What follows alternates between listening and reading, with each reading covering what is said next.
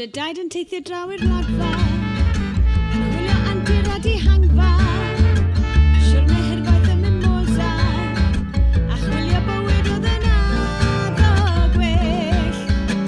Magu teulu yn yr hen iaith, bywyd caled dim byd heb waith, dechrau fwrw gweithio tan saith, a chwilio bywyd oedd yn addo gwell, ym mhat y gwn ia bell.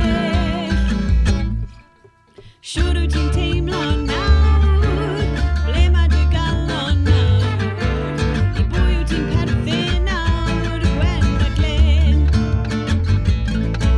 Mae'r ateb yn hawdd welwch chi, Cymraeg sydd carn y dwi, a diolch am alw fi'n Gwen Faglen. Wyt ti dal yn cofio'r geiriau, y caneuon ar y mynau, wyt ti'n cofio penillion, odi'r ala dal yn llif ono. Wel wrth gwrs fy mod i'n cofio, yr hyn am mynau sydd yn